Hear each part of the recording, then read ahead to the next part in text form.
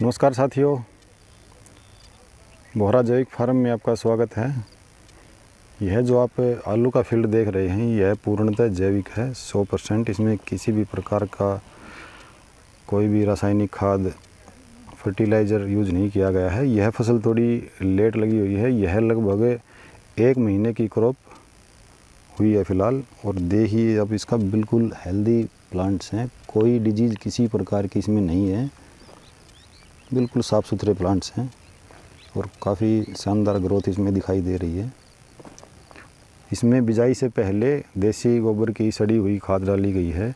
जो देसी गोबर की खाद हम डालते हैं उसमें मोस्टली न्यूट्रिशन प्लांट्स को मिल जाते हैं जो पौधे की रिक्वायरमेंट होती है।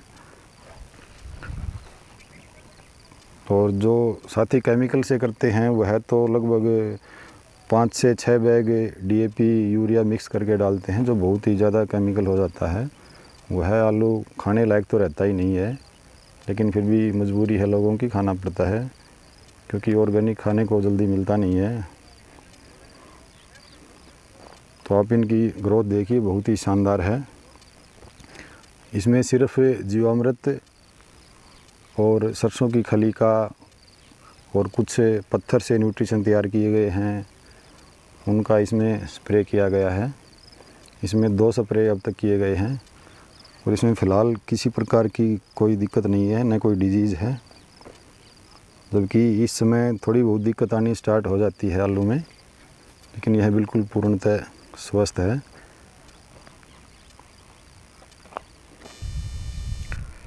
जब आपके पौधों की ग्रोथ लगभग 1 फीट के आसपास हो जाती है तो उस समय आपको नाइट्रोजन नहीं देनी चाहिए, क्योंकि नाइट्रोजन देंगे तो आपका पौधा ज़्यादा बढ़वार कर जाएगा और ज़्यादा बढ़वार होने के बाद जो नीचे आलू का दाना जो बनता है वह कम बनेगा, क्योंकि पौधे का ध्यान सिर्फ बढ़वार की तरफ चला जाता है। तो इसलिए बढ़वार से हमें कोई ज़्यादा मतलब नहीं है। थोड़ी एवरेज बढ़वार होने के बाद बढ़वार को रोकिए और उसमें फिर फास्फोरस और पोटास की रिक्वायरमेंट ज़्यादा होती है। तो ऑर्गेनिक में जो साथी करते हैं तो आप जो भी अपना ऑर्गेनिक का मैन्योर तैयार करते हैं उसी से काम चल जाता है, एक्स्ट्रा कोई भी चीज़ डालने की ज़रूरत नहीं है।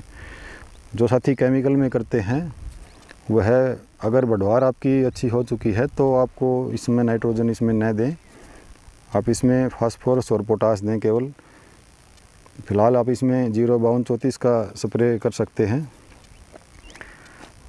और इसमें थोड़े दिन के बाद, अभी लगभग यह है 1 महीने की है, और 1.5 महीने के बाद जब आपकी फसल हो जाती है तो आप उसमें केवल 0050 का स्प्रे कर सकते हैं, जिससे पोटास की पूर्ति आपकी हो जाएगी। और साथ में कुछ आप थोड़ा सल्फ़र और जिंक भी साथ में ऐड कर सकते हैं, वह भी फसल के लिए बहुत ज़रूरी होता है। कुछ प्रोडक्ट इफ़को के आते हैं, इफ़को सागरिका के प्रोडक्ट हैं। सागरिका में लिक्विड भी आता है और दानेदार के रूप में भी आता है, तो आप दोनों का प्रयोग आप कर सकते हैं। जो केमिकल से करते हैं वो भी उसका प्रयोग कर सकते हैं, और जो ऑर्गेनिक में साथी कर रहे हैं वह भी उसका प्रयोग कर रहे हैं।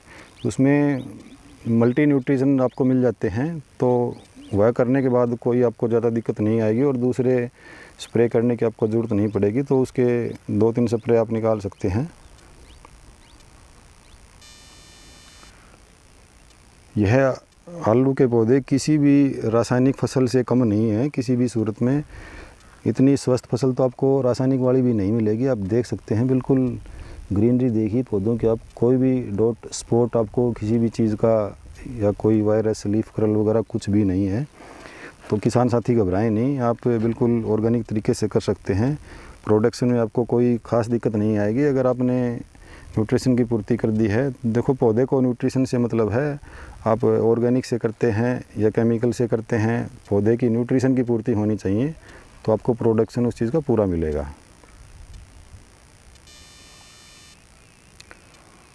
अगर आपको वीडियो पसंद आया है तो आप कृपया लाइक, शेयर और सब्सक्राइब ज़रूर करें। धन्यवाद।